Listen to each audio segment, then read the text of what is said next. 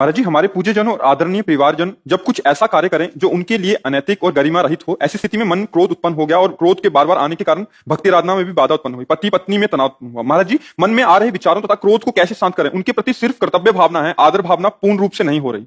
देखो, जो अपने से बड़े हैं या जो अपने संबंधी हैं, उनके द्वारा जब कोई अनर्थ हो रहा हो तो प्रिय वचनों से हम कह सकते हैं, निवेदन के रूप में। यदि बड़े हैं, बराबर के हैं, तो हम समझा सकते हैं, आज्ञा रूप में ही दे सकते हैं। लेकिन जो पूज्य जन है, बड़े जन है, उनसे निवेदन किया जा सकता है। यदि वो नहीं मानते हैं तो नाम जप में इतनी सामर्थ्य है कि हम अपने विचारों का दमन कर सकते हैं। अपने विचारों को, क्रोधात्मक विचार आ रहे हैं, हम उनका दमन कर सकते हैं। तो परिवार में रहकर देखो, प्रवचन कर लेना अलग बात है, प्रवचन सुनना अलग बात है, लेकिन सहना बहुत कठिन बात है।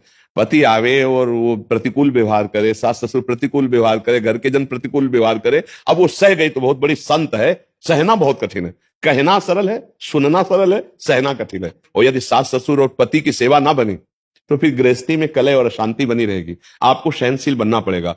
और जब मर्यादा से अधिक सहन करने की बात आ जाए, फिर कानून का सहारा लेना चाहिए। आज का वो समय नहीं रहा।